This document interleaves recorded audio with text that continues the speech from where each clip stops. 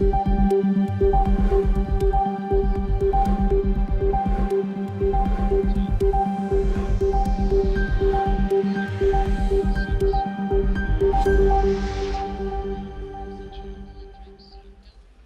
and gentlemen, please welcome the Secretary of the United States Department of Transportation, Elaine Chao, and co-founder and chairman of the Board of Concordia, Nicholas M. Logothetis.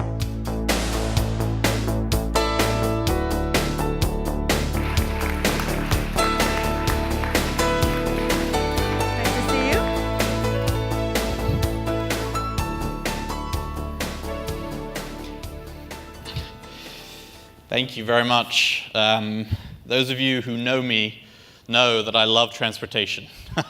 So it is a great honor for me to be here today with the Secretary of Transportation of the United States. We're going to have about a 20-minute discussion on various different issues. As I did with the previous interview, I will very briefly summarize Secretary Chao's impressive career, and then we'll go straight into the questions. So Elaine Chao has had the unique honor of serving as both the Secretary of Labor of the United States as well as the Secretary of Transportation, and has previously served as the Deputy Secretary of the Department of Transportation as well as a number of other very impressive roles. So Secretary Chao, thank you. I want to start with a question about transportation infrastructure in the United States. I'm very lucky to be able to travel around the world and experience a lot of different methods of transportation, from air, rail, roads.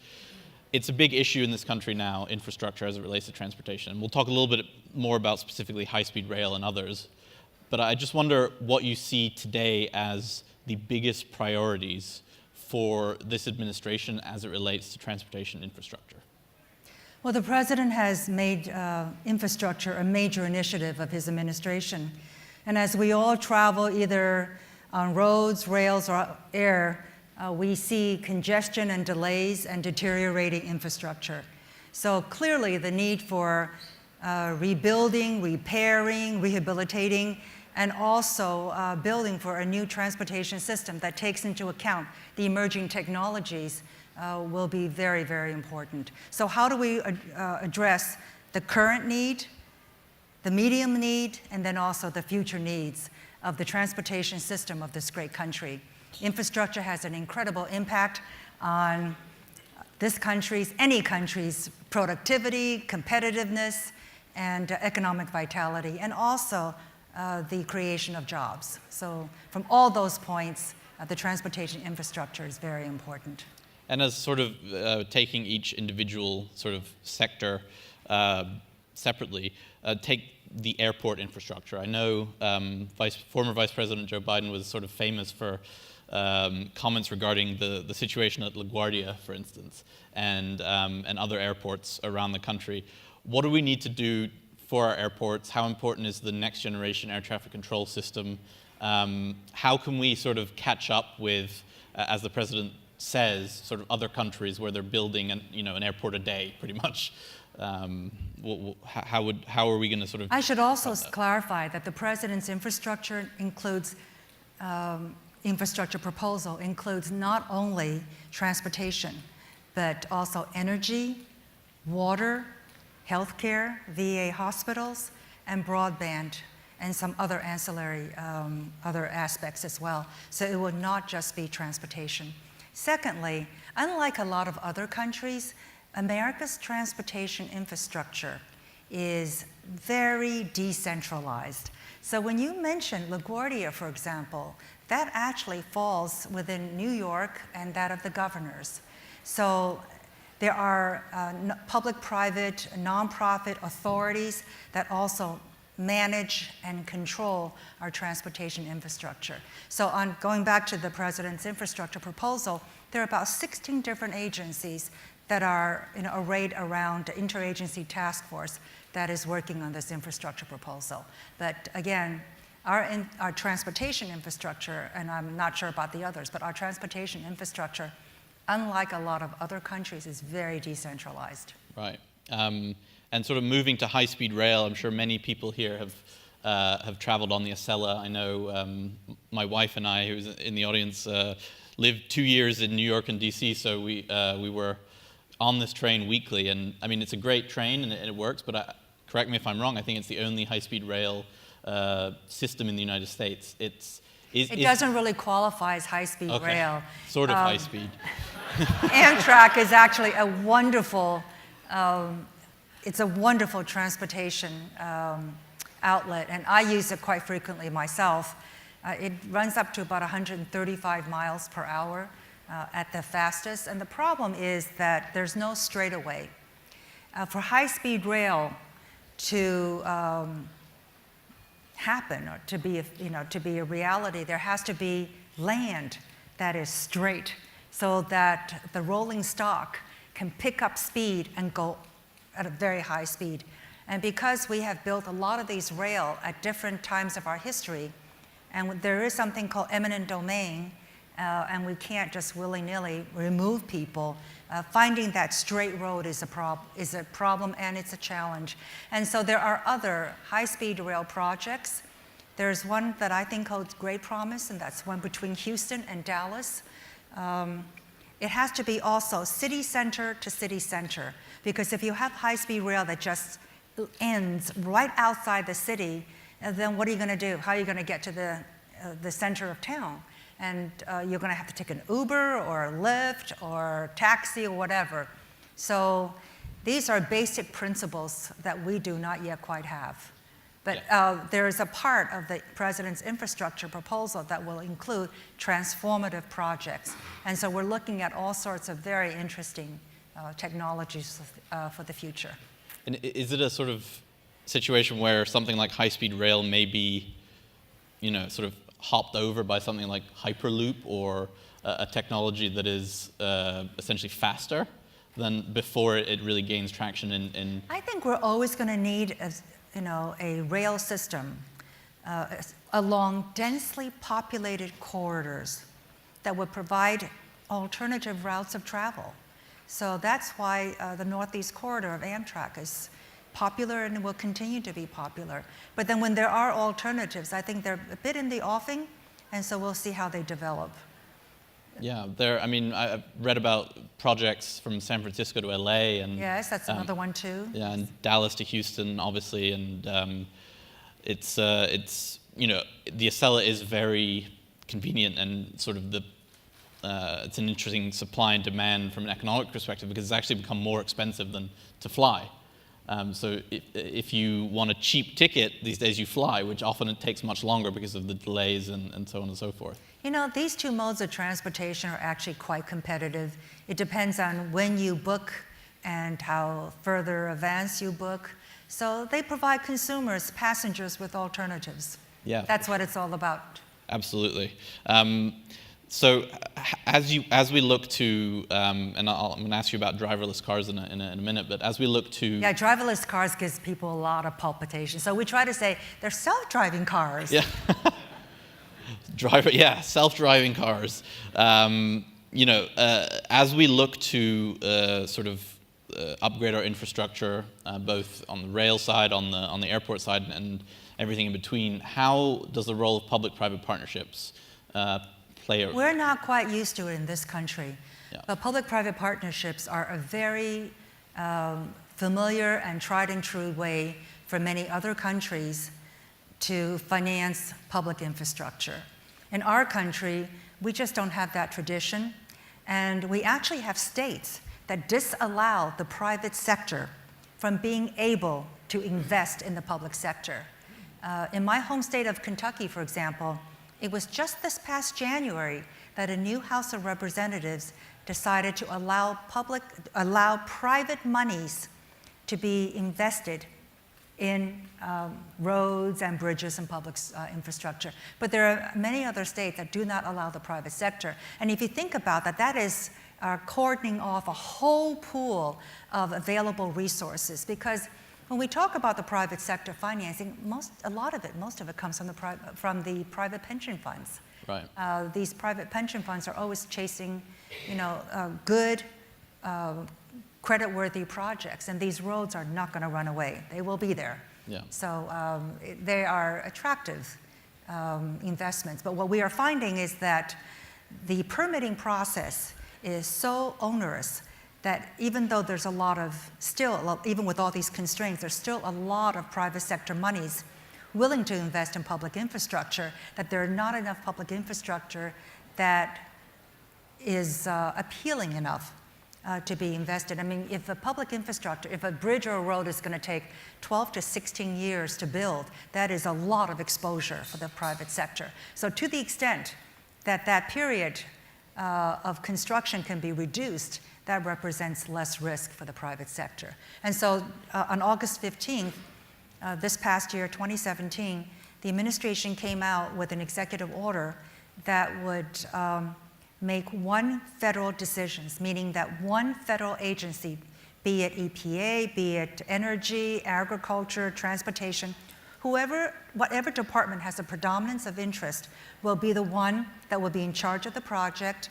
And once a record of, and they'll look at all the permitting, and it will take basically 2 years for a record of decision to come forward. And then after that, the permitting process, the permit has to come out within 2 years. So that will significantly reduce the bureaucracy. And it's done in very commonsensical ways, if I may just say, Sure. Go on. Instead of having two processes go one after the other sequentially, why don't we do them concurrently? This is really commonsensical. Another aspect can be, why does one agency, federal agency, not accept the findings of another sister agency? And in the government, there are many agencies that are involved, and they all insist on doing things their way, doing reports and surveys having their own surveys and reports done. And I think there can be better collaboration within the federal government, breaking down the silos and hopefully allow some of these projects to go forward for the benefit of our communities and our country. Yeah, for sure. I mean, a lot of the work we do at Concordia is helping to, as we like to say, we like to be both the eHarmony and the marriage counselor for public-private partnerships, right? To bring these groups together and to help them along in their relationship, because so much doesn't get done just because it doesn't get done. And people who have been in government their entire life often have difficulty working with business people and vice versa. So it's great to see, as a politician that I knew once said, red carpet, not red tape for these kinds of projects. Well, we certainly don't like red tape. Yeah, no. So switching to driverless cars, I feel like I don't even have to ask you a question here. I just can say driverless cars. Tell us your thoughts. Well, what was it? Just last Tuesday, I released a new study, and it's called A Vision for Safety 2.0. The last administration came out with some guidance on autonomous vehicles. And even in the time that study came out, which was September 2016, and now a year later, there has been tremendous change in this technology. So those of you who are interested, you need to go on www.NHTSA, that's NHTSA.gov, and look for autonomous vehicles. And you'll see the new booklet that just came out. This new booklet basically acknowledges that each state is different. Each region is different, no one size fits all. But as the various, as states begin to implement their own state-by-state regulations, we wanted to have some best practices shared between all stakeholders, and also some things to think about as states and the federal government is contemplating how best to guide this new technology to ensure safety, security, and also privacy as well. Sort of one thing that has really stunned me staying with sort of cars is the number of governments. I think the UK just essentially said, I can't remember the exact date, but I think it was 2048. By 2048, there would be no more petroleum vehicles allowed on UK streets. Well, 2048 is pretty far away. It is, so, but it's for also a lot not of the that young people here. So that's a pretty safe bet. I think the rate of technology will depend on consumer acceptance. So it's interesting, I mentioned when you use the word driverless cars, people's shackles go up. But if you say self-driving cars, that anxiety goes down a little bit. 78% of consumers say that they're not quite sure about getting into a self-driving car. And 19% said that they are comfortable, and 4% said that they're not quite sure. So as the auto manufacturers, Detroit and Silicon Valley, work on these new technologies, I think that it's, especially Silicon Valley, which is so filled with smart people, I beseech them that they're so smart, but they have to bring the rest of the country along. They have to explain to the rest of us what they're doing. I mean, they're so brilliant. They're inventing these things that I can't even operate. So it would depend on consumer acceptance. And right now we are comfortable at a level 2 tier for autonomous vehicles, but there can be also, there will be tier 3, 4, 5. And level 5 is when it's entirely autonomous. And then as we talk about autonomous vehicles or automated driving systems, we also need to talk about drones. Drones have been incredibly, incredibly helpful in this hurricane. We have sent drones to devastated areas that no human beings can go and shouldn't go because of safety aspects. So drones are now conducting safety reviews. They are overseeing in all sorts of different crop dusting, in agriculture. They're used in so many different ways. But obviously, drones also bring up the issue about privacy as well. Many people are very concerned about privacy and having these drones fly by your house. And then, of course, when weaponized, I mean, these cars and these drones are potentially, they can be weaponized and obviously create a lot of damage. And there's been a number of incidents where they've flown too close to planes. And yes. So how well is the drone market regulated? This is a very good question, because until recently, all drones that is larger than half a pound had to be registered with the Federal Aviation Administration. But about 2-3 weeks ago, there was a hobbyist who actually protested, and he actually won. So now the FAA cannot collect that information, and we're trying to decide how to deal with that. Got it. So now it's what's the pound limit, or there is no limit? So that whole practice has now been thrown into a period of reevaluation. Got it. Well, as we come to the end for of hobbyists, yeah. But as you well know, these drones are getting they're getting bigger and they're getting more sophisticated. Yes, and they're delivering things for Amazon and others these days. Only in certain test markets. Right. But that's their goal, yes. So as we wrap up our time, I'd be remiss if you have such a unique sort of experience serving as the secretary of 2 different cabinet departments in 2 different administrations for 2 different presidents. We've been lucky enough to have President Bush with us twice, and his wife, Mrs. Bush, was here this morning, and we have some of your cabinet colleagues as well tomorrow. Could you talk a little bit about what it was like to work in 2 different administrations and sort of in 2 different departments? Department of Labor regulates every single workplace in America. So I can give you all the figures. I mean, I'm Asian American, so I like figures. So I can say that. So it's like 17,500 people at the Department of Labor. At Department of Transportation, it has 55,000 people, and it's a safety organization, and it regulates safety. So they're very different, but I have tremendous respect for the professionals in the federal government, and it's a partnership where the non-career leadership comes in, and we work well with the career folks. And that combination of experience and will, offer the best service to our country. So it's for me, I've had a fascinating career. I'm so blessed. But for me, the times when I've been able to return to the federal government has been the most fulfilling in my life. And working for 2 different presidents? They're just different, like people are different. Yeah.